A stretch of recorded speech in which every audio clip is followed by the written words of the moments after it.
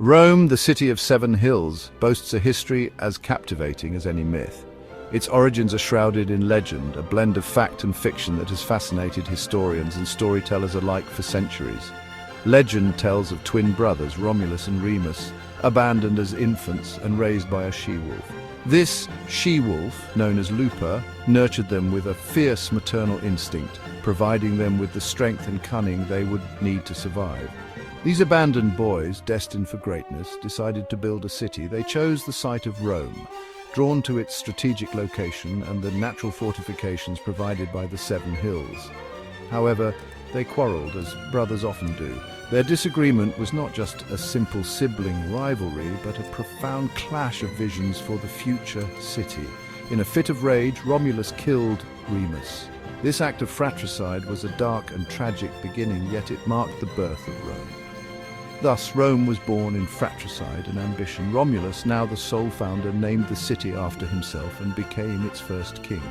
While the legend may be apocryphal, it speaks to the Roman character, ambitious, ruthless, and ultimately triumphant. The story of Romulus and Remus encapsulates the essence of Rome's spirit and its relentless drive for power and dominance. The story also establishes a connection to the wolf, an animal revered by the Romans for its ferocity and cunning. The wolf became a symbol of Rome's strength and resilience, embodying the qualities that the Romans admired and aspired to.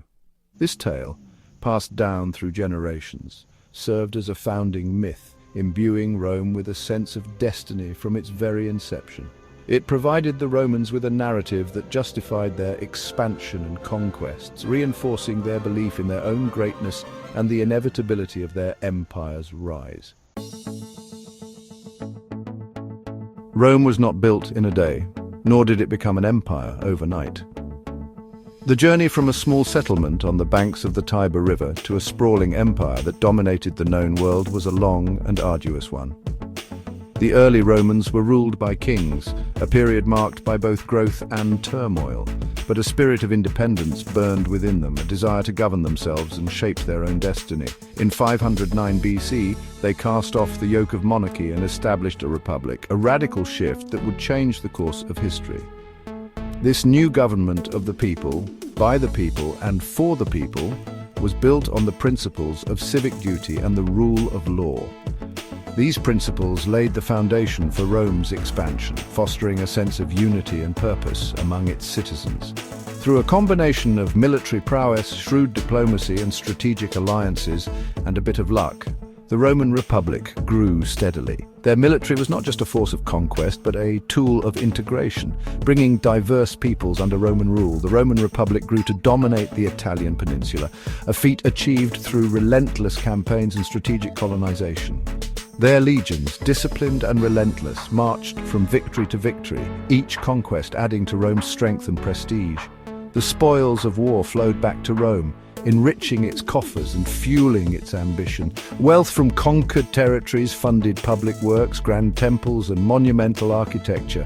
By the 1st century BC, Rome was a major power in the Mediterranean, poised to become the greatest empire the world had ever seen. Its influence extended far beyond its borders, shaping the culture, politics, and economies of the ancient world.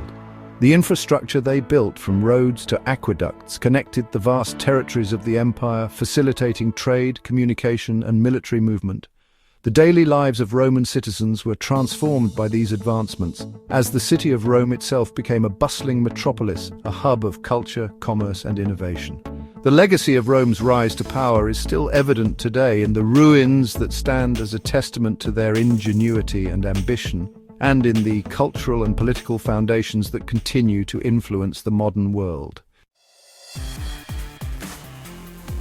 The Roman Republic, though successful, was not without its flaws. It was a time of great achievements and monumental constructions, but also a period marked by significant internal challenges. The Republic's political system, while innovative, often led to power struggles and corruption. Internal strife and civil war became increasingly common.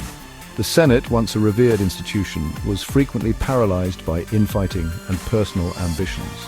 This instability created an environment ripe for conflict and power grabs. From this chaos emerged Julius Caesar, a brilliant general and cunning politician. Caesar's rise was meteoric. He was a man of immense talent and ambition. His military campaigns, especially in Gaul, showcased his strategic genius and earned him the loyalty of his soldiers. Caesar's victories in Gaul made him a hero to the people, but his ambition alarmed the Senate. His growing power and popularity posed a direct threat to the established order, and many senators viewed him with suspicion and fear. In 49 BC, Caesar crossed the Rubicon River, defying the Senate and plunging Rome into civil war.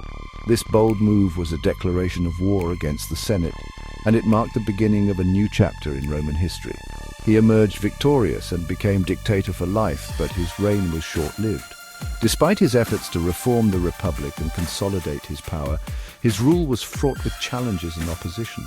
In 44 BC, he was assassinated by a group of senators who feared his growing power. The assassination was a dramatic and violent end to his rule, and it plunged Rome into further turmoil.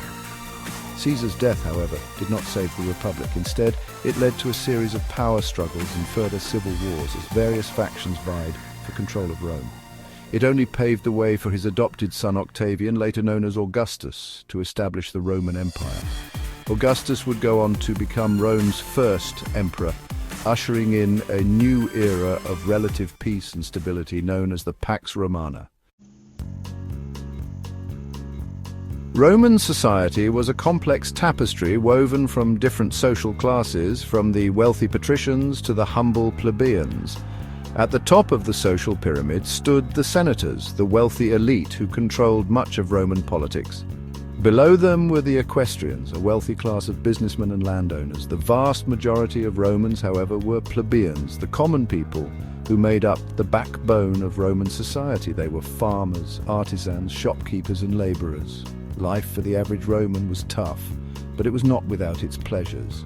Romans enjoyed going to the baths, attending gladiatorial games, and participating in religious festivals. The Colosseum, Rome's most iconic landmark, stands as a testament to the Roman thirst for blood sport. Within its walls, gladiators armed with swords, nets, and tridents fought to the death for the entertainment of the masses. These men, often slaves or prisoners of war, were trained in special schools to become skilled combatants. Gladiatorial combat was more than just mindless violence. It was a complex spectacle, a blend of sport, theater, and ritual. Gladiators were celebrities, their names known throughout the empire. A successful gladiator could win his freedom and retire in wealth and comfort. However, for most, the arena offered only two outcomes: victory or death. Food in ancient Rome was as diverse as its people. The wealthy feasted on exotic delicacies, while the poor subsisted on simple fare. A staple for all classes was pulse, a porridge made from barley or wheat. Bread, olives, and cheese were also common foods. Roman cuisine was heavily influenced by Greek cooking, and banquets were often lavish affairs featuring multiple courses and a wide variety of dishes. Wine, often diluted with water, was the drink of choice. The Roman Empire, like all empires, was not destined to last forever. By the 3rd century AD, Rome faced a multitude of problems. Internal strife, economic instability, and constant pressure from barbarian tribes on its borders weakened the empire from within and without. In 476 AD, the last Roman emperor in the west, Romulus Augustulus, was deposed by a barbarian general named Odoacer. This event is often seen as marking the fall of the Western Roman Empire. However, the Eastern Roman Empire, centered on Constantinople, continued to thrive for another 1,000 years. Though the Roman Empire is no more, its legacy lives on. Roman law, architecture, language, and culture have left an indelible mark on Western civilization. From the aqueducts that still stand today to the legal principles that underpin many modern societies, the influence of Rome is all around us. The Roman Empire serves as a reminder that even the greatest civilizations are not immune to decline and fall. It also teaches us the importance of leadership, innovation, and adaptability in the face of adversity. The story of ancient Rome is a tale of triumph and tragedy, of ambition and excessive innovation and decline. It is a story that continues to fascinate and inspire us today, offering valuable lessons about the nature of power, the importance of culture, and the enduring legacy of human civilization.